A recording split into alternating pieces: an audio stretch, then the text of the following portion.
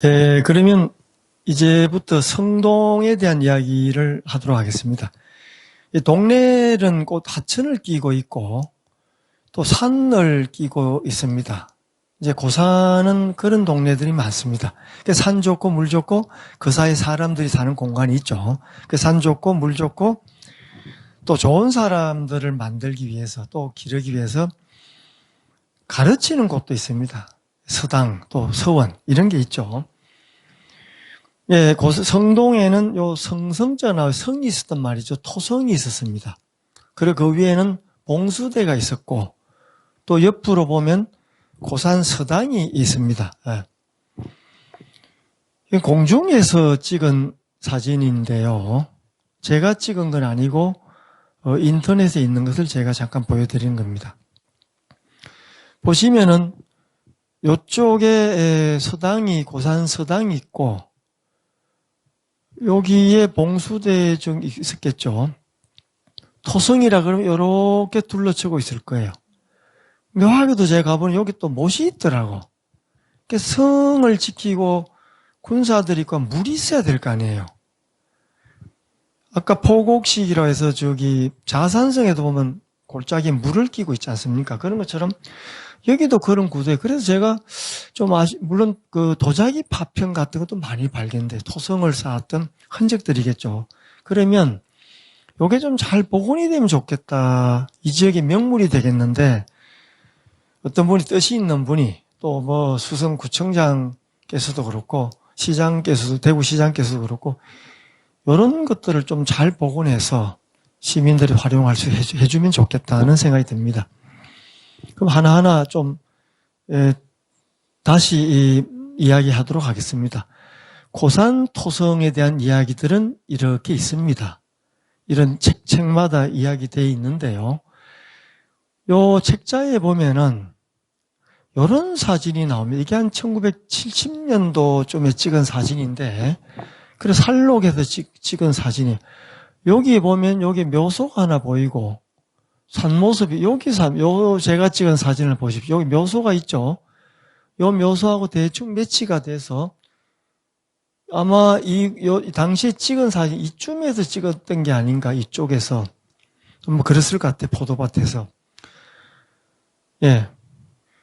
여기 고산이라고 하는 산은 외로운 산인데, 외롭다는 말은 산들이 쭉 연속이 돼서 있는 산이 있습니다.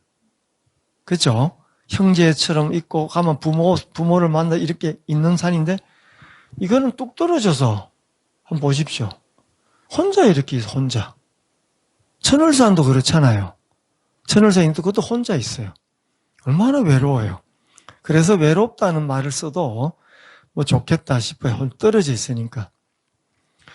예, 토성에 대한 여러 기록들도 많이 있는데 보면 이렇게 파편들이 발견됩니다. 파편들이 토성을 쌓았던 굽던 기와처럼 굽던 또 다졌던 어쨌든 이런 조각들이 발견이 됩니다. 그리고 또 봉수대가 있었던 기록도 이렇게 나옵니다. 여기 보시면 봉수대가 하양으로 연결되고 또 여기서는 또 다른 지역 연결되는 그런 통로에 대한 이야기가 나옵니다.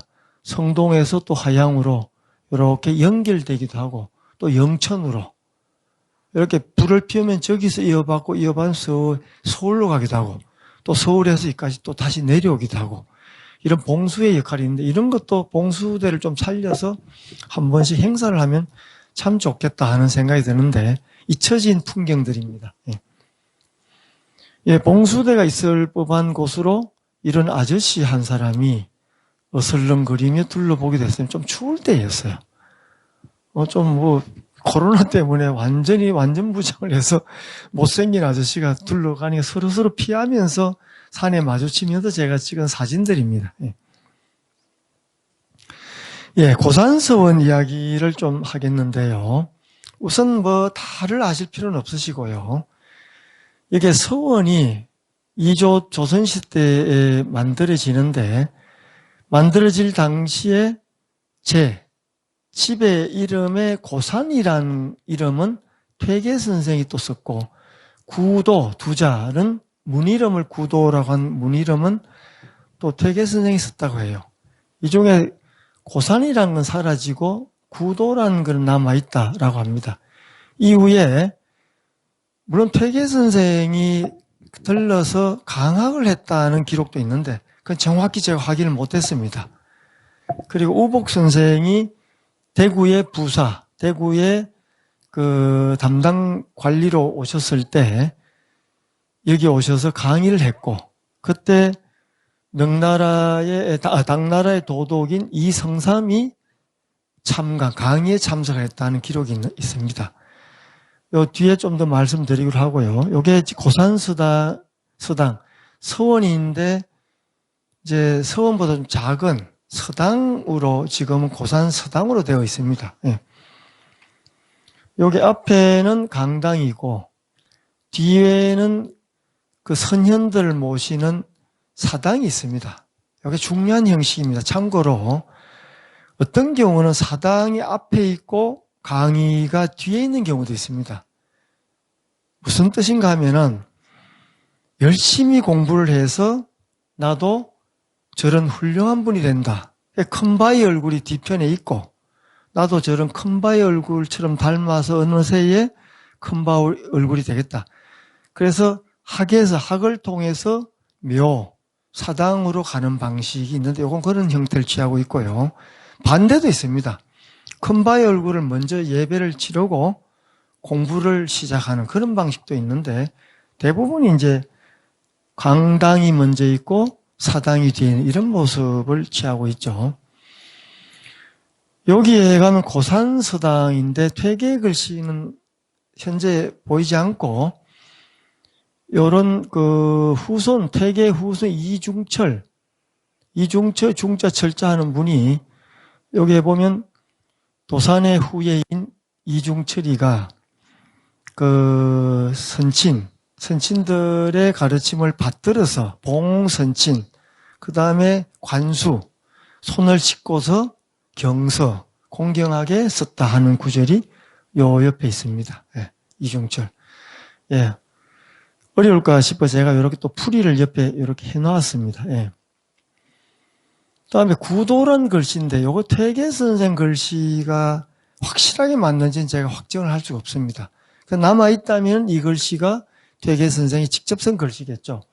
요 기록에 보면은 구도문기, 구도라고 적힌 문에 대한 기록입니다. 여기에 대한 내력을 쓴 기록인데 거기에 보시면 태도 선생이 이렇게 문 이름에 구도라고 하는 것을 썼다라고 적혀 있습니다. 예. 예, 고산서당인데 여기에 보시면은 새로 지금 요 모습은 제가 새로 만들 때 찍은 사진입니다만은 요 뒤편에 있는 집을 다시 세밀하게 찍은 겁니다. 앞에 들어가는 문입니다. 예. 문이고 안쪽에 있는 그 선현들 모시는 사당입니다. 예.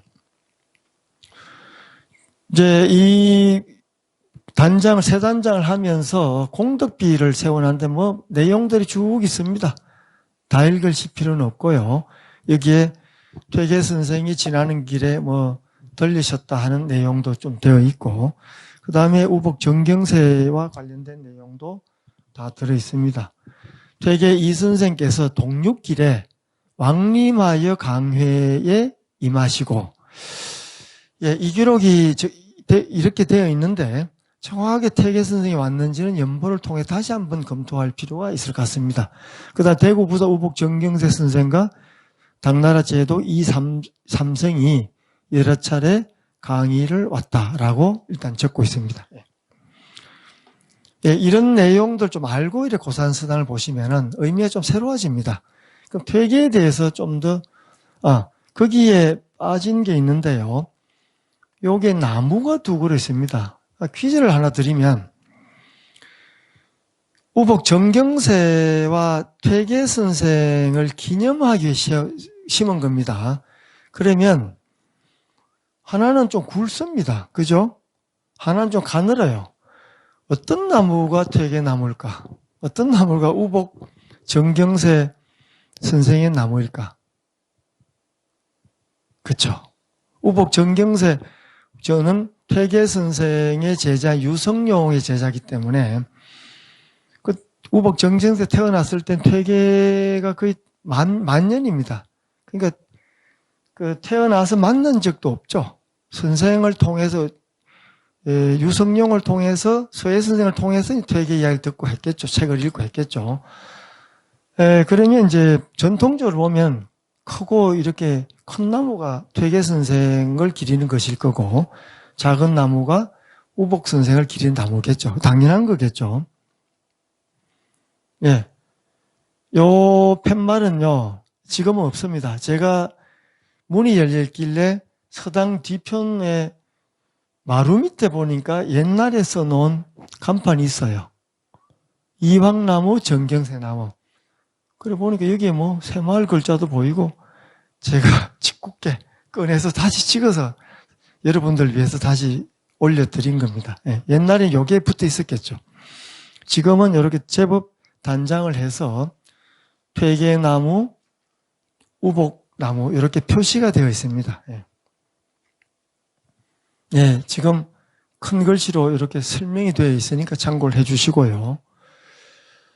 예, 퇴계 선생은 1501년에 태어나서 1570년에 돌아가셨습니다. 예, 70세로 돌아가시는데 지금 여러분들은 처음 보는 초상화가 있을 거예요. 요게 70년도 박정희 시대 때 만든 표준영정인데 천원권 지폐에 있습니다. 지금도 보시면 있습니다. 너무 초췌하죠. 제가 조사를 해보니까 요게 50년도 모습이 있습니다. 바로 옆에.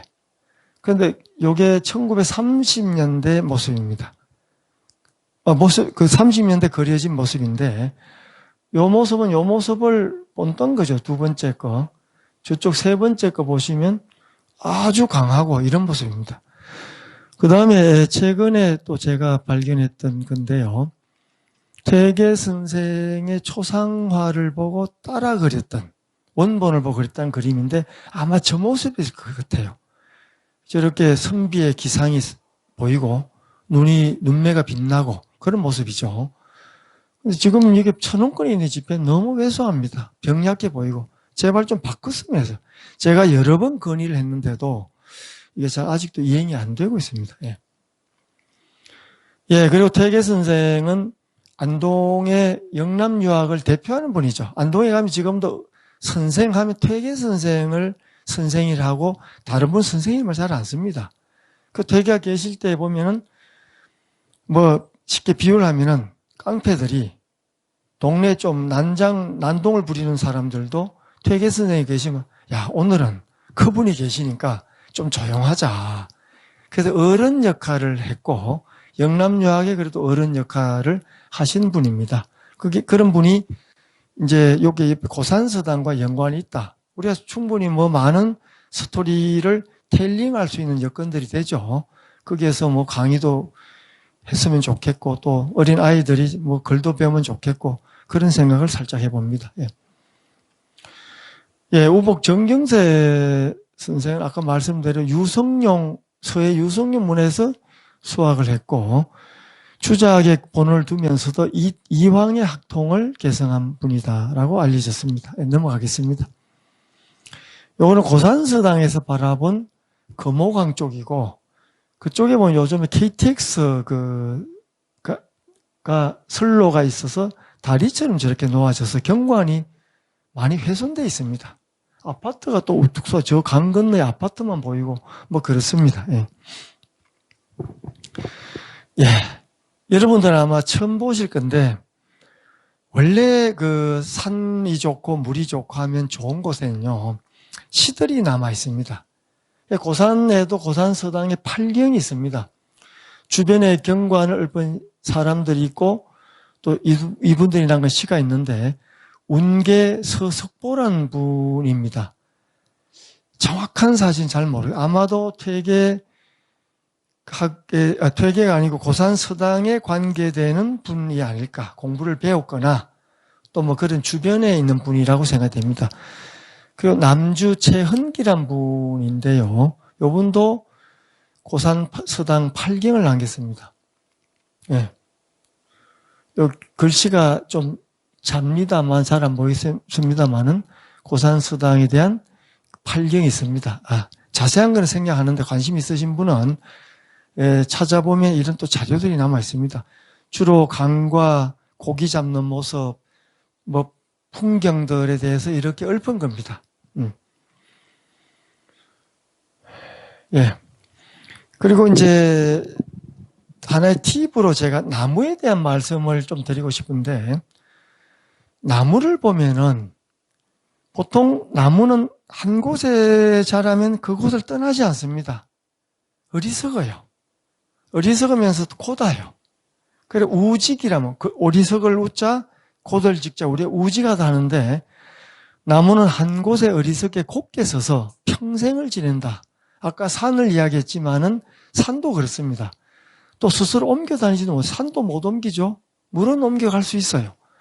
그 자리에서 치열하게 삶을 사는, 생명을 부지하는, 말 그대로 우직함을 우리가 나무에 볼 수 있습니다. 그게 뭐 퇴계나무든 우복의 나무든 오랜 동안 그 자리에 서서 우직하게 역사를 말해주고 있지 않습니까? 예. 참고로 식목할 때 심을 식자 보면 나무목에 고들 직자가 있습니다. 나무는 아주 곱게 뿌리를 내리고, 그래서 저는 고든 상상력이다 그런 생각을 해봅니다. 서원을 둘러보시다가 나무를 보면서 이런 생각을 좀 해보면 참 좋겠죠. 그리고 하직, 뚝뚝 떨어지다. 고들 직자는 하직을 할 때 폭포수가 위에서 아래로 떨어지듯이, 낙엽이 뚝뚝 떨어지듯이, 또 정직할 때 직자가 서 강직할 때도 직자를 씁니다.